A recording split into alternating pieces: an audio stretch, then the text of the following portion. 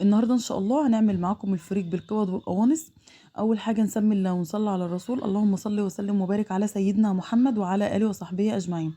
ندخل كده نشوف المقادير والطريقه. في حله بقى على النار، صينيه، طاسه، اي حاجه متاحه عندك، خدت فيها كده شويه من الزيت. الصينيه التانية كمان خدت فيها شويه من الزيت. هنا نزلت ببصلايه مقطعاها قطع صغيره، هنشوح البصل زي ما انتم شايفين كده. والصينيه التانية حطيت فيها زيت يسخن، وبعد كده هنزل بالقوانص الاول، لان القوانص بتاخد تسويه اكتر من الكبده، فلازم تنزلي بها الاول كده تدي لها تشويحتين، وبعد كده تنزلي بالكبده. هحطها كده زي ما انتم شايفين في الزيت. وبعد كده غسلت الفريك غسله كويسه ونقيه كويس، لان احيانا بتلاقي فيه رمل. الافضل انك تجيبي الفريك الاكياس، بيكون نضيف عن الفريك السايب. لكن لو فريك سايب اغسلي بقى كويس ونضفي ونقي عشان لو في رمله. ولو عندك مصفى سلك ممكن تعمليه بالمصفى السلك عشان لو في اي حاجه. بعد كده بشوح في القوانص زي ما انتم شايفين بالشكل ده كده. والبصله كمان بدات تدبل معانا، مجرد ما تدبل غسله الفريك طبعا وهنزل بيه بالشكل اللي انتم شايفينه ده كده. طبعا ممكن تعمليه باللحمه المفرومه، ممكن تعمليه بلحمه قطع، ممكن تعمليه بالكبد والقوانص. اي حاجه متاحه عندك مفيش فيها اي مشكله. شايفين طريقته سهله وبسيطه، مش هياخد منك وقت، وهيبقى جميل جدا في سفره رمضان. خلاص كده نزلت بمعلقه صغيره من السبع بهارات، معلقه صغيره من الفلفل الاسمر، ونص معلقه صغيره من القرفه. نفس البهارات اللي احنا حطيناها على الفريك هنحطها على الكبد والقوانص، اللي هي القرفه والفلفل الاسمر والسبع بهارات. هنا القرفه هتديكي طعم وريحه حلوه للفريك. قلبت كده كويس، جبت جزرايه بشرتها ونزلت بالجزرايه زي ما انتم شايفين. هبدا بقى اقلب كده كويس، نحمص الفريك مع الجزر مع البصل مع البهارات. وزي ما انتم شايفين سايبين القوانص برضو تتشوح.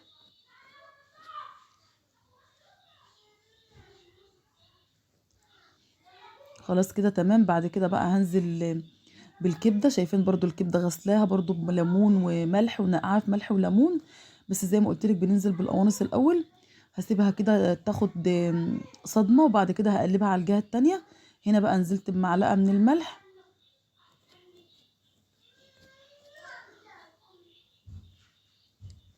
خلاص كده تمام. هنشوح بقى الكبده مع القنصه وهنسيبها تستوى كويس، يعني لازم تحطيها مستويه. هنا بقى نزلت بصلصة، دي طماطم كانت عندي متصلصة، او ممكن تقطعي مكعبات طماطم، اللي حابة تعمليه هتعمليه. ممكن تحطي مكعبات الطماطم وممكن تحطي الصلصة. حطيت هنا بقى شوية من الصلصة زي ما انتوا شايفين، وحطيت ملح للكبدة كده. خلاص شايفين الكبدة ما نزلتش مية ولا اي حاجة. وزي ما قلت لك لازم تغسلي الكبدة كويس، لان الكبدة من الحاجات اللي بتحسيها ان هي بتكون زفرة، فلازم تغسليها كويس وتنقعها في ملح وليمون. خلاص انا شلتها كده وحطيتها على وش الفريك. خلاص كده تمام. بعد كده بقى هنزل بكوبايه صغيره من الميه، ما تكتريش الميه عشان ما يعجنش معاكي. كوبايه صغيره كده من الميه، ولو حسيتي ان هو احتاج ميه بعد كده ممكن تزودي له حاجات بسيطه. ولو عندك شوربه ممكن تحطي شوربه، لكن احنا هنا نزلنا بكوبايه من الميه. خلاص كده هنغطي عليه النار، هنغطي عليه وهنهدي عليه النار. اكنك بتتعاملي مع الرز بالظبط، المعامله بتاعته زي معامله الرز، مجرد ما يتشرب الميه اللي فيها تهدي على النار وتسيبيه يستوي تماما. خلاص كده تمام. هنعمل بقى سلطة حلوة قوي، يعني السلطة دي هتنفع معاكي برضو في العزومات، تنفع لو انت بتعملي رجيم، بتنفع في سلطات الرجيم. جبنا بقى الكرنب الأحمر أو الملفوف زي ما بتقولوا عليه. بدأت أقطعه زي ما انتوا شايفين بالشكل ده كده. وبعد كده هقطعه قطع صغيرة. لو عجبتك الوصفة متنسيش تعملي لايك وشير وسبسكرايب، وتفعلي الجرس عشان يوصلك كل الفيديوهات الجديدة. خلاص قطعته زي ما انتوا شايفين كده.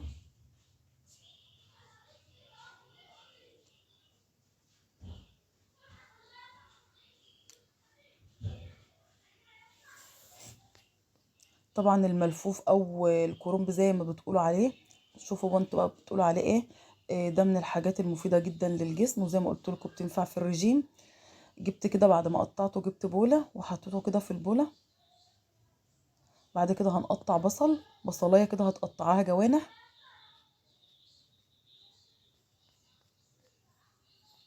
سلطه سهله وبسيطه، وزي ما قلت لك تنفع معاكي كمان في العزومات. خلاص كده تمام. هنحط البصل وهنحط جرجير، هنقطعه كده قطع كبيره مش قطع صغيره. ولو عندك كمان بقدونس ممكن تحطي بقدونس معاه. اي خضار عندك عايزه تحطيه حطيه. وهنا جزر مبشور، بشرت كده جزريه كبيره، وده ذره اصفر.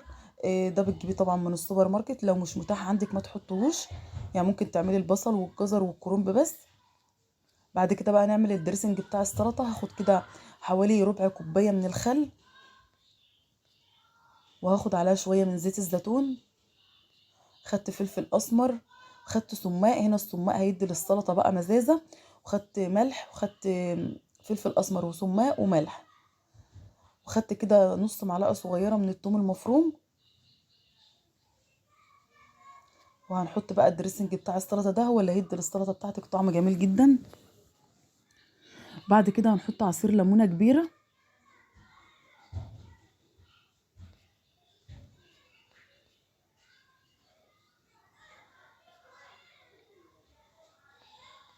ومعايا هنا كام واحده كده من العين الجمل، وده طبعا اختياري، هما كانوا كام واحده بس مش كتير. قطعتهم كده قطع صغيره وحطيتهم في السلطه. وهقلب السلطه كده واسيبها حوالي نص ساعه او ساعه. تبع الوقت بتاعك، كل ما بتقعد في الدريسنج بتاعها بتدي طعم حلو. بس انا سبتها كده نص ساعه. هنا خلاص كان الفريك كمان استوى. زي ممكن برضو تدخليه بالصينيه الفرن، وممكن تعمليه على البوتاجاز زي ما انا عملت كده. شايفين ما شاء الله كان مفرفر. وقلت لك ما تكتريش الميه بتاعته عشان ما يعجنش معاكي. فخلي الميه بتاعته كده كوبايه واحده، ولو احتاج ميه زودي الميه بتاعته عشان ما يعجنش معانا.